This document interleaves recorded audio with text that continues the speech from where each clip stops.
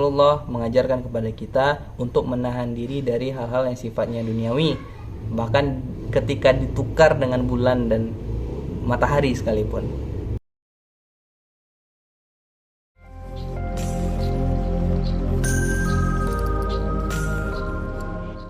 Assalamualaikum warahmatullahi wabarakatuh.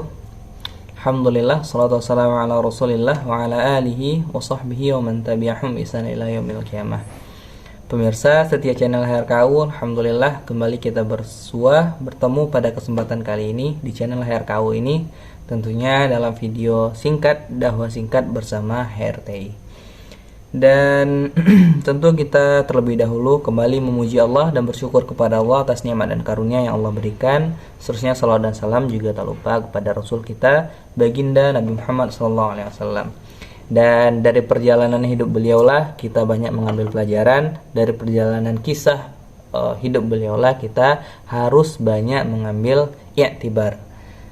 Dan insya Allah yang akan kami angkatkan, akan kami bahaskan pada kesempatan kali ini adalah terkait dengan sirah dari teladan kita tersebut, Nabi Muhammad SAW, yang mana tentunya dalam perjalanan hidup beliau, ketika beliau menyebarkan dakwah Islam ini, membawa risalah Islam, itu banyak sekali mendapatkan pertentangan. Dalam sirah, dalam sejarah kita ketahui, kita pelajari ketika Rasulullah berada di kota Mekah, berada dengan awal-awal keislaman, menyebarkan awal-awal keislaman, risalah Islam, itu mendapatkan pertentangan dari tokoh-tokoh yang bisa kita sebut tokoh-tokoh antagonis lah gitu.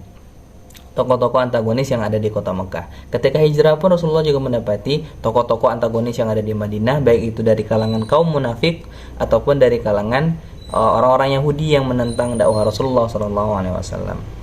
Nah, yang akan menjadi pembahasan kita insya Allah pada subuh ini, pada kesempatan kali ini, kebetulan kami mengambilnya masih dalam keadaan subuh ya. Dan pada kesempatan kali ini yang akan saya coba bagikan adalah tentang bagaimana perjalanan dakwah Islam, dakwah Rasulullah ketika masih berada di kota Mekah. Maka yang menjadi penentang Rasulullah ketika itu, penentang dakwah Islam yang dibawa Rasulullah ketika itu adalah para petinggi-petinggi kota Mekah. Bahkan para petinggi kota Mekah kita mengetahui seperti tokoh-tokoh yang ternama yang dihormati, yaitu seperti Walid bin Mughirah, Utsbah bin Rabi'ah. Di samping itu ada Abu Sofyan misalnya, ada Abul Hakam atau Abu Jahal, atau juga kita mengetahui nama seperti Abu Lahab dan lain-lain sebagainya. Itu adalah tokoh-tokoh yang menentang dakwah Rasulullah secara langsung.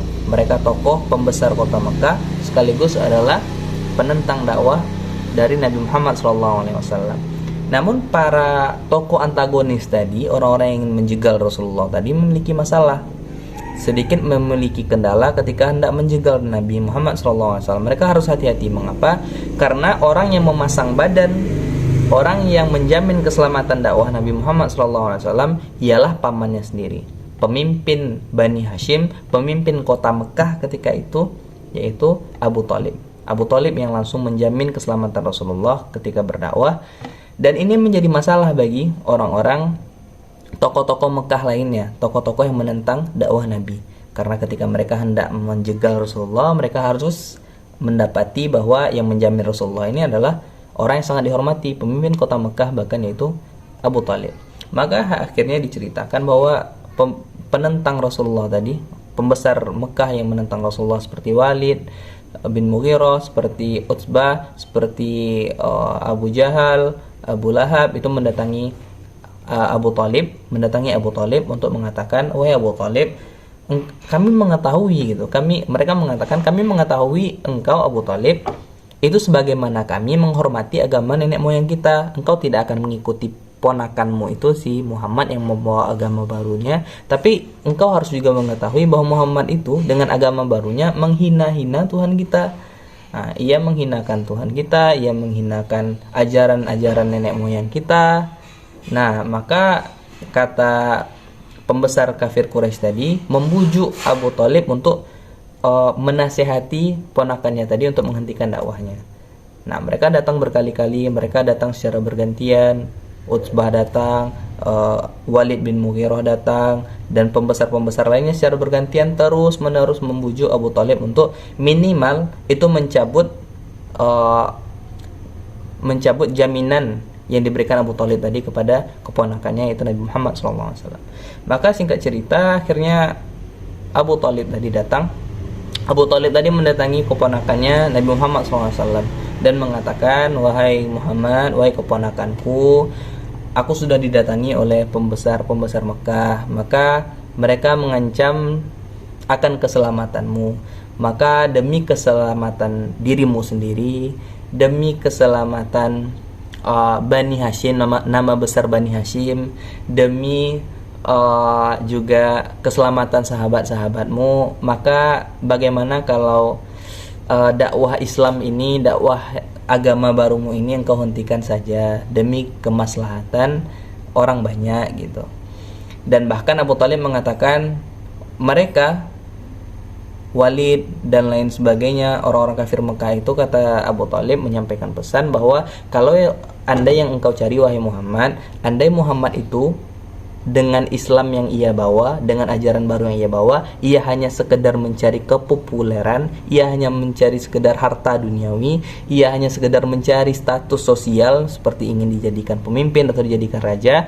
Andai Islam yang ia bawa itu sebenarnya hanya untuk mencari hal-hal duniawi seperti istri-istri yang cantik misalnya, agar tertarik kepadanya, maka hentikan dakwah Islam itu, maka akan kami berikan semuanya. Kami akan angkat ia jadi raja, akan kami angkat ia menjadi kepala daerah gitu. Anda yang ia cari dari dakwah Islam itu hanya kepopuleran, harta duniawi, kami berikan semuanya. Kami berikan harta, kami berikan hal-hal yang sifatnya duniawi tadi kepada Nabi Muhammad. Tapi syaratnya satu, hentikan dakwah Islam itu. Itu yang ditawarkan oleh pembesar-pembesar kafir Quraisy tadi. Yang menjadi mediator ketika itu adalah Abu Thalib untuk menyampaikan kepada Nabi Muhammad SAW. Lalu apa yang dikatakan oleh Nabi Muhammad SAW? Nabi mengatakan kepada pamannya, wahai pamanku, sesungguhnya andai mereka bisa sekalipun meletakkan matahari di tangan kananku, dan mereka juga mampu dapat meletakkan bulan di tangan kiriku, membawakan bulan ke tangan kiriku, nah maka sekalipun aku tak akan pernah berhenti untuk menyebarkan agama Allah ini sampai agama ini dimenangkan oleh Allah Subhanahu wa taala, atau justru sebaliknya, andai pun kalau aku harus mati karena agama ini untuk menyebarkan dakwah agama ini.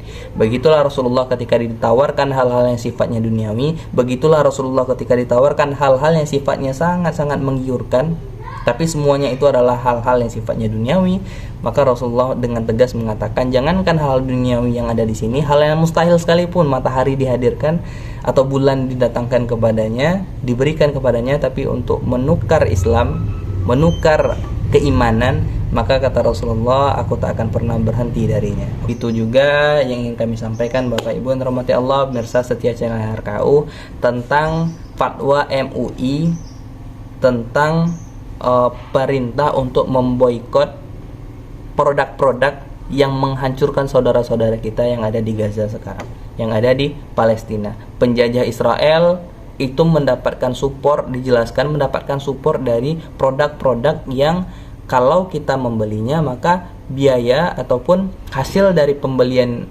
produk-produk tersebut disumbangsihkan kepada Israel untuk menghancurkan saudara kita, sama kaum muslimin, sama kaum mukminin yang Palestina di sana, di Gaza di sana. Nah, tentunya ikhtiar kita adalah menghindari produk-produk tadi, menghindari brand-brand yang jelas bahwa mereka adalah pendukung Israel, seperti ya produk-produk Amerika misalnya.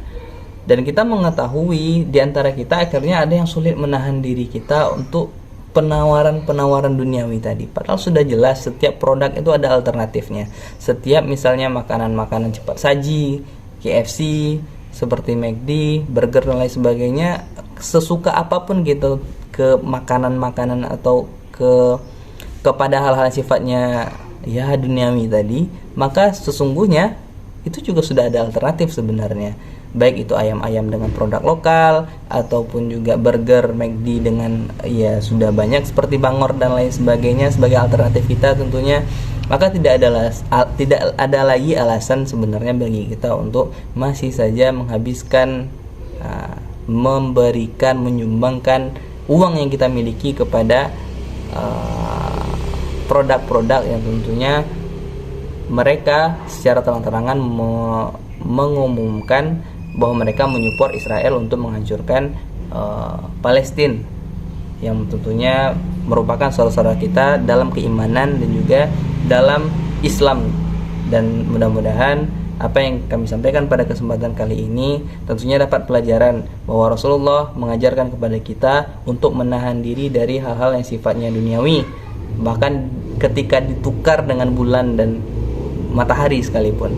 Nah, kalau kita hanya sekedar disuruh untuk menahan diri dari membeli hal-hal yang bermerek Eropa, bermerek Amerika, nah tentu itu hal yang sangat mudah dibandingkan dengan tawaran yang ditawarkan kepada Rasulullah SAW. Maka banyak maaf, billahi taufiq wal hidayah. Assalamualaikum warahmatullahi wabarakatuh.